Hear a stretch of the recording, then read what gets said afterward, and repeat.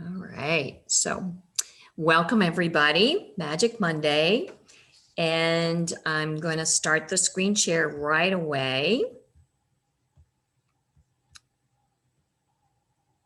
And then we'll have plenty of time for questions. So this first paragraph kind of sets the energy of what we're going to be doing today. We're going to be examining relationships using two concepts. Everything is energy, and energy follows thought. So imagine you have an energy bubble around you and that this bubble is just yours. Within this bubble, there is only you and only your energy. So now let's add to this image. We're going to add your mom or a significant person who is currently on the planet. She has her own energy bubble. That's important to do. So let's say you're having obsessive thoughts about a conversation that you had with this person. Your energy bubbles aren't touching. Carolyn's here. There we go. So your energy bubbles are not touching, and yet you're having these thoughts. How's that really possible? Are you really connected on some level? And the answer is yes. So now we're just going to walk through some definitions, but really evaluate the relationship. And so we're going to walk through it first, really take notes, and then I'll stop the screen share and then we'll do an evaluation and have a discussion. So the first part is we're just going to talk about these two types of energy relationships, embodied to embodied. That means me, I'm in my body, to you. So it's embodied to embodied. It's a person, and the definition is right here where it says it's a spirit or a soul within a physical form. That's what that word means. And then you have a disembodied energy. So that would mean a spirit or a soul that no longer has a physical form. So this would be someone who's passed. They may still be on the planet in energy form, but not in their physical form. So those are the two words that I'm using in the next part that describes forms that an energy relationships can take. So there's an embodied to an embodied and an embodied to a disembodied. Okay. So when I ask you to pick a relationship, let's start with an embodied to an embodied. And then we'll go through the next one. But first, let's make sure we're talking about the same thing. So now look at types of relationships. The first one says form or structure. So what that means is physical contact. So needless to say, practically everybody on the planet is having a difficult time having any of this kind of relationship with another embodied person, unless they're living in the same household. So this is something you hear a lot of people talk about, is not being able to have physical contact. Now, there are two sides to every type of relationship, but the key piece is in a healthy relationship, there's usually some form in it. You give a hug, you give a kiss, you say hello, you shake hands. So the next one is called essential. Essential means that there is a connection. So you might walk into a room, or even when we get onto like the Zoom call, we establish eye contact. If your video's not on, I usually ask, could you please, turn your video on so that we can have a connection even though we're not in physical presence of each other. And that's a really great way of going, oh, hi, how are you? Or you might also pick up the phone and it's just good to hear their voice. So again, this is the kind of energy that would inform an embodied to an embodied relationship. So if you can't have the physical contact, you look to see if you can meet that need of relationship by some form of essential contact and connection. Interface is a very healthy way of, you might have structure to structure, but there's not an overlap. Energy to energy, but again, not an overlap. There's some very clear boundaries. You can be in the same room, but you're not in each other's space, whether it be a physical or an energy. So it's a very healthy way to be. You can also be this way emotionally.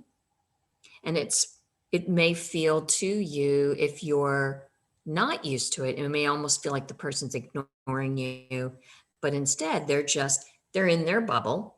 You're in your bubble. You might be in the same area, but you're not overlapping your energies. So it's a healthy way to be in relationship. Blending is a type of relationship. And this one we've either done it or we've seen it. Teenagers do this. They will not want to be separated from each other. They get on the phone and they're on the phone for hours, or they're texting, or they're on video chat or FaceTime. When they're together, they're sitting on each other, they're holding hands, whether it's, friends or boyfriend, girlfriend, or girlfriend, girlfriend, doesn't matter. It's again, this blending of the physical and the energy. And then streaming is one direction. And one of the most common ways we stream is a mother to an infant.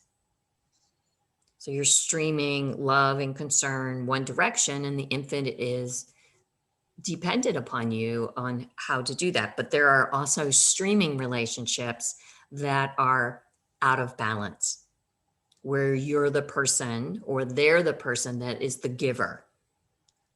And so it's not a balanced relationship. So you want to be thinking about these 5 types of relationships. And then when you pick this and embodied to evaluate, looking at what is the primary type of relationship that you have there. So that's the first piece you want to make sure you make a few notes on. And then the next one is energetic influencers. So emotions. So an example here is when I talk to my son and I'm holding interface, because he's an adult man, holding interface, listening, asking questions, being nice little chit chat. And then he says something like, I got hurt at work. Immediately I have this emotion and I start not holding interface and having an emotional reaction. And he and I joke about it because we make sure that it's clear. I say to him, I'm going to do the mom thing. And he goes, okay, I'm ready. And so I do the mom thing. And then I said, okay, now I feel better. And I go back to that. And what we've done is he's allowed me to express my concern as emotion, but we've been able to get back to interface, a healthy way of holding space for each other. And so that's an idea. If it's always one way, emotion, then emotion can distort a relationship. Thoughts are another way. What are you thinking? Well, that person's always rude to me. So if you have this interaction, embodied to embodied, you have this interaction, you're already expecting it to be a bad thing. So your thoughts will influence the type of interaction that you have for this embodied to embodied. So that's an influencer. Belief systems are a little bit more of a mental construct. So you would have a solid belief about the way the world works, and then you plug into all these thoughts that inform this belief system. And so if you have a belief system around the way the world works, and my son should be calling his mother, as an example, then I'm going to interact in my relationship in a way that may not help that relationship to be balanced and healthy. So I want to be thinking about, is it really true that my son should be calling his mother on a regular basis? That kind of idea. So the answer, of course, is not. He's an adult man who has a full-time job. And, and he is busy, but should he connect with his mom on a regular basis? I would like that. So we have conversations about that. And then there's the influencer of karma. So karma for me is like leftover energy. Not good, not bad. Could be in this lifetime leftover energy. So leftover energy from a previous relationship can go into another relationship, or it can be from a past life if that's a belief system that you have. But you want to be evaluating what is causing this relationship to not be balanced, what is not working, what is working, and looking at the karma there in that way. To me, many times karma is the reaction that I have is out of proportion to the situation. In other words, overreact. So you want to be looking at it from a way of evaluating and say, okay, this person I've always felt like I have a deep connection to. And yet when they did this, I went ballistic. And that's really crazy because they really didn't do anything that big of a deal, even though it really bothered me. And so you can evaluate it and realize, okay, so how can I be aware of this? Or maybe I should just chit chat with the person. So you can see these are the 3 areas that are listed in this handout. We're just talking about these 2 forms. Then what I'm going to be asking you to evaluate your particular embodied to embodied relationship by these 3 categories. The what form, so I've already helped you pick that for right now. And then what type of relationship do you have? And what's the influencer of the relationship? All right. So hopefully you have notes, and if not, I can hopefully fill in the. Could you just kind of run through a quick example? Absolutely. Absolutely. And Carolyn was in class yesterday, and I went over this or not yesterday. Yeah, yesterday. And I did a 3-hour talk on this. So I totally get, but the idea is, okay, I'll use my son. He's a great example. So embodied to embodied. All right. So I've already picked the form. There it is. Now I'm going to the type. Well, when he was a baby, there was a lot of physical, structural, needed to take care of him relationship. Right?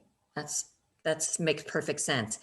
As he got older, it became more, there was some blending. Like when you have toddlers, they climb all over you. They don't really have good boundaries. They eat off your plate. You eat off, So there's the blending piece of it. Is that normal? Can be. If you go out in public, maybe not so much, right? So you're looking at it from that. But when that child is hurt or injured or needs mommy, there's the essential. Mommy might not be in the room, but that child is connected and is like, where's my mommy? They know what they're looking for. They want that connection. And many times there's this great book for teenagers. It's, I think it's something like Get Out of My Life, but take me to the mall first. Right? This is a teenager. Get out of my life, but take me to the mall first. So for them, the essential relationship is about you being able to take care of the things they can't, right? That's where they connect. And where a lot of parents talk about that connection happening is in transport in the car. So there's the essential relationship in that embodied to embodied. Then you go to interface, which is what I was describing for my son, because, you know, he's an adult male. And I started way back when he went to college. And I said to him, here's the deal. To make mommy happy, you need to contact mommy once a week. And if that once a week conversation is, Mom, I'm fine, love you, bye-bye, that's okay. What was I asking for? An essential connection, even though it wasn't really balanced. I was the one asking for it. So now, many, many years later, he still tries to conform sometimes. I mean, he's a typical young man, and he's got other things going on in his life, and da-da-da-da-da, and mommy's not that big of a deal. But again, we have a really great interface when we do connect, unless mommy gets upset. Then the blending piece, again, is that overlapping. You know, you're looking for the toddler does it, you know, and even it's interesting when in between like college and now, when we would get together because we didn't see each other very much, he was hanging on me, right? What's he looking for? And yet he was an adult then. He's more of an adult now, but you know, that kind of thing. So you're looking at these different types of relationships. And then the streaming, of course, is, you know, usually it's mom streaming towards the child, but that's a healthy one. There are those relationships where it's one-sided, right? And one of the people is the giver and the other person is the receiver. And that can many times make that relationship out of balance. And the person who's the giver becomes depleted. So you want to be looking at, okay, what's going on here? Is this mine or is this a habit? You know, you're evaluating it. And that's why I added the influencers in here. So in your emotions, there's this underlying need for connection? Because the pandemic has really made this heightened, this need for connection. It can be physical connection, but it's connection in general. So when you start breaking down connection and looking at it in these different ways, what you get a chance to say is, what fulfills my need that makes me feel connected, you know, with my son? What is that? So we, you know, because he and I have a very open relationship as far as communication, we can talk about what's, you know, my needs aren't being met. You haven't called me in 2 weeks. You don't even answer my text. I'm feeling a little like left out of your life or whatever. And am I making him feel guilty? I hope so. Right? You know, because he needs to be responsible for his side of the relationship. And my job as mom is to teach him how to have an adult relationship. Okay. Right? That's, so, Yeah. and because he and I communicate very clearly about it, he's aware. I'm like, can I make you feel guilty right now? He goes, yep, it worked. I'm like, but it's again, him being aware of how to have a relationship, an adult relationship with a parent. So, that was emotions. Then you go to your thoughts. What are you thinking? And is what you're thinking true? Mm. This is really, and I shared this example, I think yesterday in the class is, I had taught a class, I don't remember what the class was, and I was on my way home and I started thinking about, oh, I'm so hungry. I'm so tired. I'll bet my husband's not home. I bet there's no dinner. I bet there's, he's never there when I get, these are all the thoughts. And, I pull in the driveway and there's his truck. I'm like, okay, he's home, but there's no dinner. And of course, I'm coming in the house and there's the smell of dinner cooking. Nice. Yeah, it's fabulous. But the funny thing is there was also flowers. Oh my God. Oh, Right? But, and I'm pretty psychic, right? But boy, was my thought thinking piece totally off, because that was my teaching there, is that the way the thoughts weren't necessarily the energy. It wasn't necessarily informing the relationship correctly. So my thinking was distorted. And what was that about? Was it because I was hungry? Was it because I was tired? I got a big lesson that day on what thinking is and how it influences our reactions and perceptions of a relationship. If you're on an off day, you might overreact, right? Just might. So that you want to just be aware, is your thinking grounded in truth, or is it just you're having a off day and you didn't eat right, or you had too much sugar or not enough, or you're looking at your own internal world. And then belief systems, again, looking around. I tease my son, right, about my belief system about the way a son should treat his mother.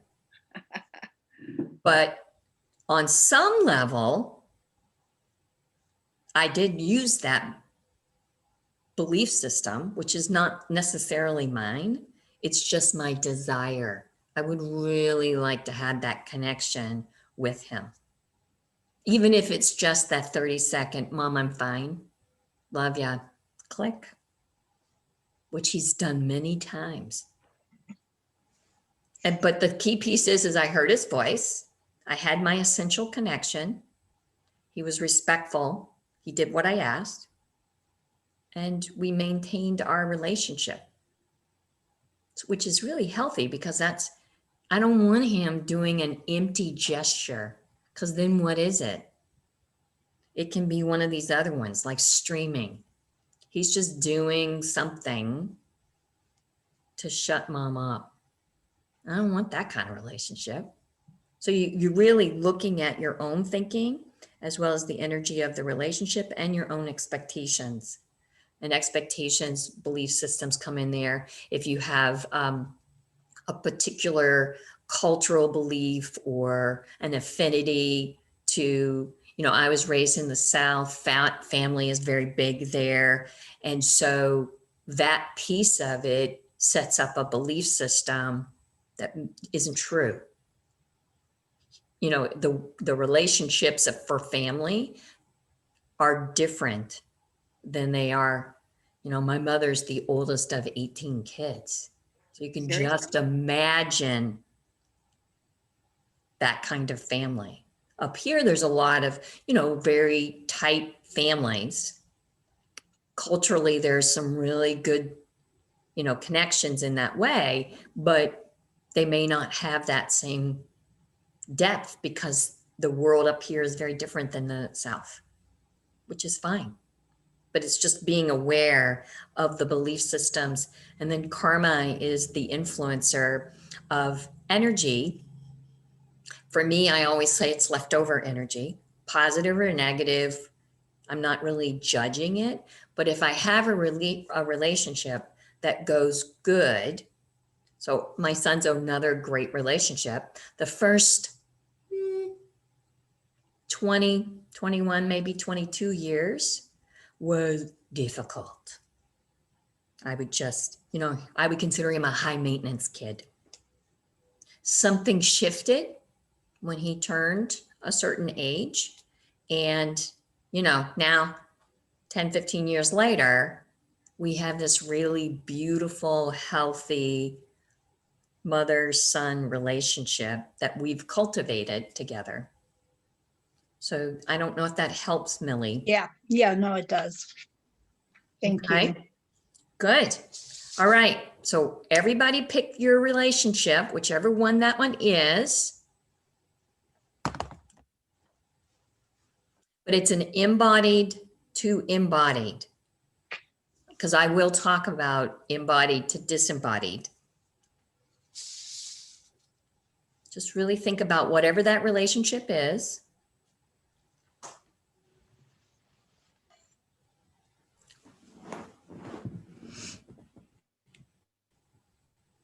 And then you want to, because I already, like I said, the energetic form of the relationship I've already chosen for you, embodied to embodied.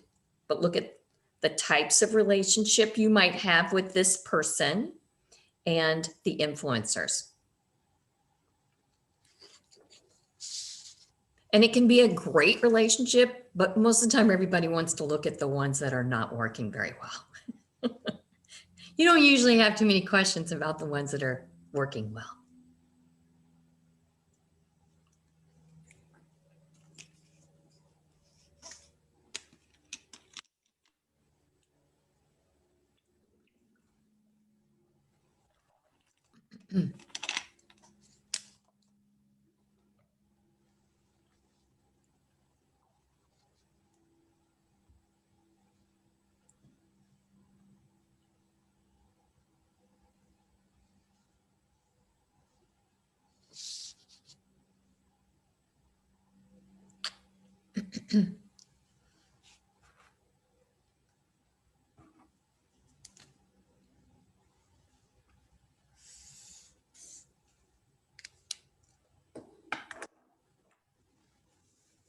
Carolyn, did you enjoy yesterday?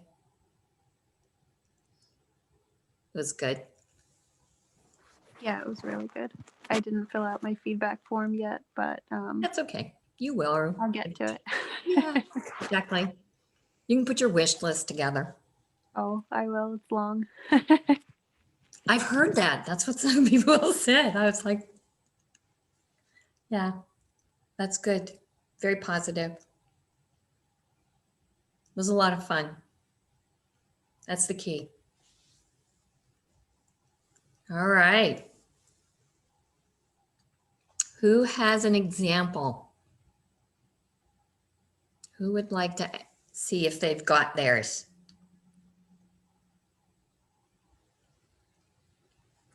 All right. Who's the scaredy cat? I'll go. Okay, Judy. All This is right. So who's the relationship?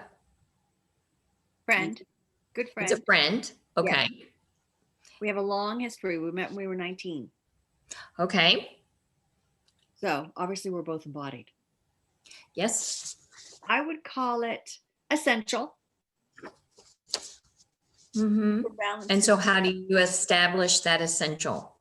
Because I think that we would both not be without each other. We call each other soul sisters. Okay. There you go. We get each other. I would say that's true. That feels, yeah. Yeah, I think it's true. We talk on the phone a Mhm. lot. We like to talk on the phone. I texted her a picture of a rainbow, and then she was like, "Can we talk this weekend?" So we got to talk. Usually I'm the one who reached out to talk, but she asked me, which meant a lot to me. Right. Yeah, that was nice. I would say, Mhm. so we had a nice talk. We talked for about an hour and a half. Now she's having a tough time. She's overwhelmed with a lot of stuff. So it was very emotional on her end, kind of feeling overwhelmed, I think, with everything that's going on. And for me, it felt like I was probably more listening or streaming than necessarily being heard. Or holding interface, maybe. Maybe you were just holding interface for her. Holding interface, yeah, for her to sort of. Were you tired when you got off the call? Well, was I tired when I got off the call? I would say a little bit, yeah. Not too bad, but a Okay, little. So there might have been a little streaming or blending or Right. kind of, yeah. Now it's Yeah, interesting. because No, go ahead. you have really good boundaries. Yeah. With your friend. So Well, it was interesting because it's like she's having a hard time. Now, mhm. we're both healthy. They're really doing well in so many ways, even though they're overwhelmed, that I'm like, Mhm. I found myself saying things like, we have a lot to appreciate too. So why don't we talk about that now? Because, it's a small thing to be healthy in the pandemic and have work, and so many people, I don't even know what they're going to do. It's horrible, Right. and we're Right. So you just kept trying to balance it, right? Yeah, to balance it, to make it positive, because it's almost Or like just balance. or just She might balance. not be able to go there. Right. Or it's just like not everything is horrible and difficult and hard. There's Right. balance too, Mm-hmm. which is kind of just Good because, job. That's well, it's one of my priorities in the pandemic is not to do a downward spiral. good job. Right. Because we don't have to. Good. No, it sounds like you totally figured that one out really well. Cool. I think I did. And I try to, sometimes I've been guilty of overgiving or, not having the boundaries. And I don't want to deny her what she needs. I asked her at the end, do you feel heard? She said, yes, I do. I love you. I'm just really tired and I have a lot to think about, which is true. So Perfect. that was good. We can communicate that way. But That's but she had an earlier time a couple of years ago. She was having such a terrible time. I was talking to her once a week at least. And I might have been a little overgiving. And then I don't want to be overgiving, but I also don't want to be denying. You know what I'm saying? right. Again, balanced. Balance. Good job. That's Thank very you. good. I think Thank it was. you. Yeah. Yeah, you get a star. Well, that's an easy relationship, actually, as you know. So That is. Who else would like to share? Oh, come on. Everybody's looking down. I know you're there. Try it out. Come on. You can do it. have no fear. There you go. Oh, Millie's going to try okay. it. Yay, Millie. So I don't know if this is because Mercury's in retrograde, but there's somebody that I used to date that has been on my mind quite a bit. And it was definitely an essential relationship. We saw each other frequently. I think the beginning was kind of a blended thing because, it was part in just that infatuation, and a part was novelty, because he hadn't been with anybody for a long time. This was the first relationship since my husband passed. So it was, both of us were, Mm-hmm. even though it was a positive blending, it probably wasn't the healthiest blending because we didn't have those kinds of boundaries. And I think, as the relationship went on, there was definitely a lot of streaming happening. I felt like, I was taking care of him emotionally.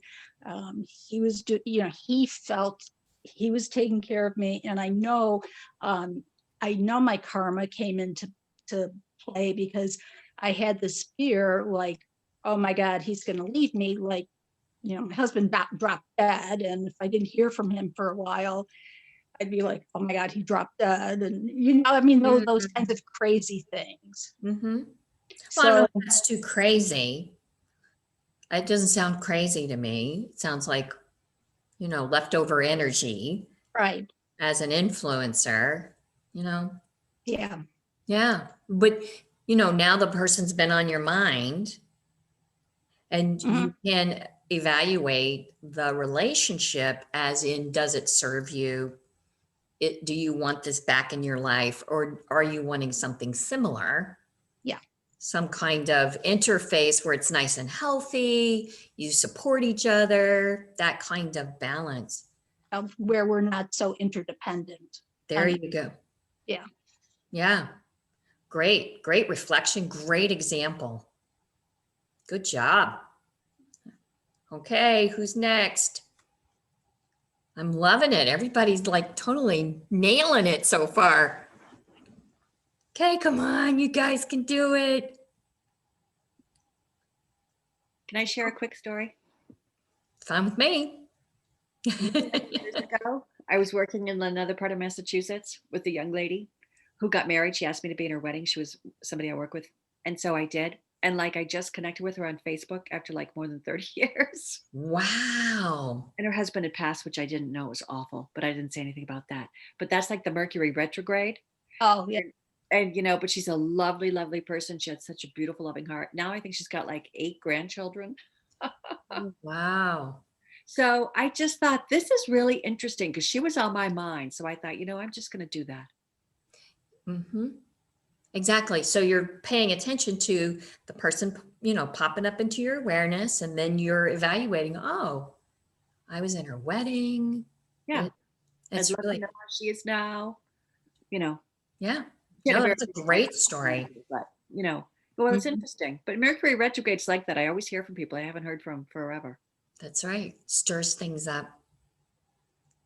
Okay. So I'm going to give you a chance again for the rest of you if you want. Otherwise, I'm going to move on to embodied to disembodied relationship. Is that cool with everybody? Thumbs up if that's where you are. Okay. All right. They're all fraidy cats, right? I love it. Okay. So now let's look at embodied to a disembodied energy. So the best way to describe it is usually someone who's, passed away their energy is still on the planet, and people will say, well, so and so, mom, dad, uncle, aunt is present with you, right? They're always around, or you may always think about it. I have clients whose husbands have passed and they talk to their husband every day. They feel their energy every day. So, that kind of relationship is what we're going to talk about next. So we're just looking at that relationship, and you can imagine that relationship can be very healthy. It also can be not so healthy, right?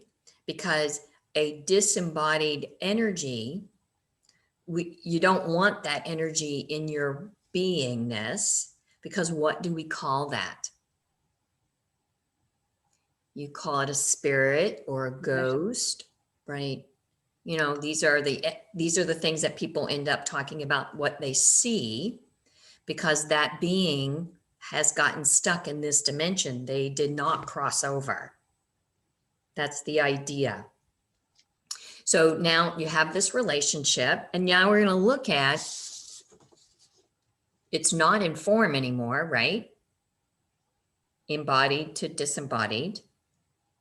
But one of the things that can happen in that relationship is that the disembodied being is trying to communicate. So an example I had was a client came in and she said, somebody told me you could help me. Her cell phone would ring her house phone, and vice versa. They would go back and forth between each other. So structurally, there was this energy and they were calling each other. So she asked me, what's going on? I'm like, oh, it's your father. And of course, she was like, he passed like 3 months ago.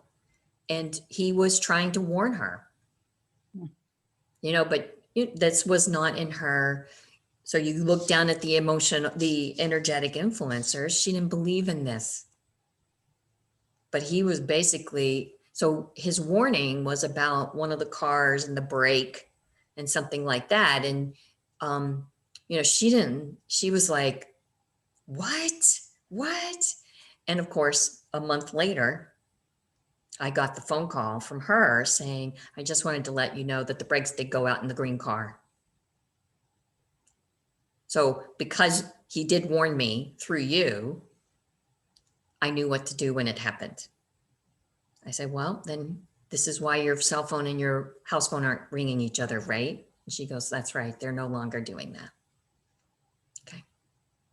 So you can have that embodied to disembodied energy, and it may play out in a physical form like that.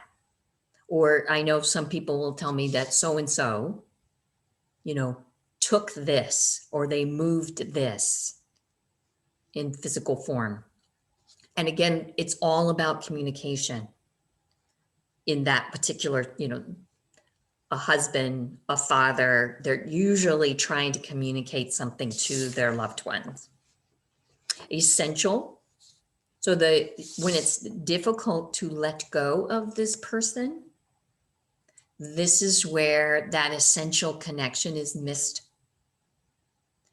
And then it's fed by this presence being with that person. So sometimes, like some of the people that were married for a very long time, that essential connection of that person being with them every day is good. They keep that going. But then sometimes there's a point where that energy decides that it's time to cross over. So it's all about having a healthy relationship where you let go. And, I have another client who lost their partner probably 4 or 5 years ago. And that is the process of the last 4 or 5 years, is for her to get ready to let go and then to be able to start another relationship. And she now knows that. So it's the process, the energy of the partner was still present on the planet so that it could help her grieving, right? So she'd be ready for this next step. So it was a very essential. Then you go into interface. That's a very difficult thing to do, right? Because interface is structure to structure, energy to energy, blending. Many times a disembodied energy is kind of disoriented. It's used to having a physical form where it bumps into physical form, bumps into another person, bumps into the wall, whatever. But when you don't have that, the energy awareness shifts. And so the person's awareness, the disembodied energy, has to shift and learn. This is why it's not necessarily healthy for the disembodied energy to stay on the planet, but they may stay because they're trying to help, or they can get lost.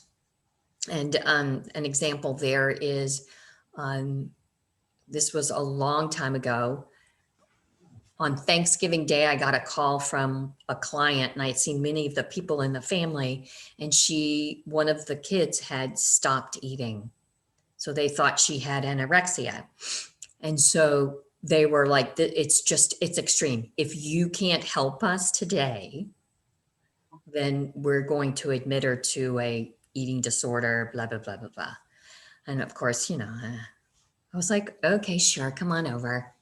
So they came over, family, and she had been to visit a friend of hers who, she was young, who had died in the hospital, and she picked up 3 disembodied energies. Oh, yeah. Talk about a distortion. And the reason she was not eating is that one of the energies was a drug user who had died in the hospital. And needless to say, they were probably very anorexic, not eating. And so as soon as, we identified what was going on, she was on board. She totally got it, because every time one of the energies, was released from her physical body, she felt different. She left the session and ate like 3 plates of Thanksgiving dinner, because it was her bubble, right? This is the reason I start that. It was her bubble with just her in it. And because of the grief of a friend passing, she was open. And this is why they just it's almost like static, right? Yeah. She had static and she picked up lint. So I'm making that minimal, I'm minimizing it, but it's really the same energetics. There's a positive charge and a negative charge, and she was open, and there we go. It was the perfect storm for her. So that's streaming with embodied to disembodied. Many times the disembodied energy, if they're not really ready to leave the planet, right? They don't want to let go of the physical body, then they may attach to an embodied person, because what are they wanting to do? They want to live. So they are actually sourcing energy from that person. And I've seen that many, many times.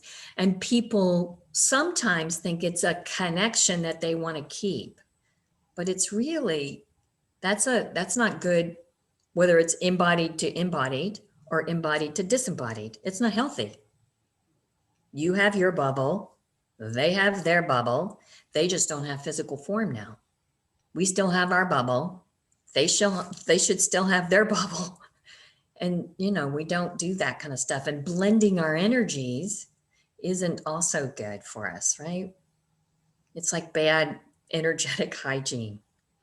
And so then you go into the embodied with the disembodied, and you look at these influencers. Emotionally, what is your connection to this disembodied being? Is it somebody that you're related to? Do you have a belief system about that? Yesterday in our class, one of the students is Mexican, and they do the festival where they stay in the graveyard for the 24 hours and celebrate their ancestry and all that. And that is a totally different relationship with their ancestors and this energy. But not all cultures have that belief system. So the emotion and then the thoughts around the person being a disembodied energy, you might say it's okay for that person to share your field when it's not really a good idea. Or because the person walked on this planet, they have an ego, right? A personality. So they have an opinion about the way things should run. And if you've ever seen that movie Coco, you got a little flavor of that, because and you'll never watch Coco without thinking of this again, I would imagine.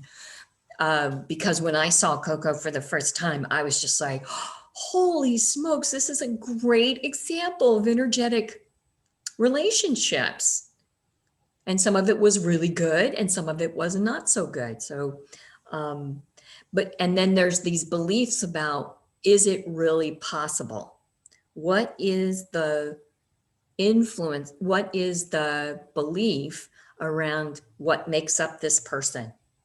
Do we believe in a soul? Do we believe in an ego or a personality? Do we believe in, it being embodied? And that you basically dissolve those layers. You let go of the physical body, you have then 2 parts, and then eventually you return to source. Do you believe that? So there's your beliefs about the influence of, is it even possible to have a disembodied relationship? And the answer is yes. But if you don't believe in it, you know, it depends upon your culture, can be depend upon your emotions, things of those sort. And then of course, karma is always a teacher. So if you have an experience, then usually I'm like, oh, okay, you're supposed to examine this concept. You're supposed to check it out if you have this experience and you have this energy in your system or with you or in a relationship of some sort. So it's just being, again, it's taking back this whole idea of everything is energy and everything, every thought, energy follows thought, and how that influences our relationships. And you can evaluate it based on this. And then from there, you can either have a conversation with the person. And the idea is really, like Judy's story was sharing, is really looking at a balance, healthy. Sometimes it's a little over here, sometimes it's a little bit. Most of the time, there's this communication that helps you navigate. Does that make sense to everybody? Helpful? Mhm. Yeah. Good. All righty. I'm just going to stop the recording because we don't necessarily need, here we go. It says okay.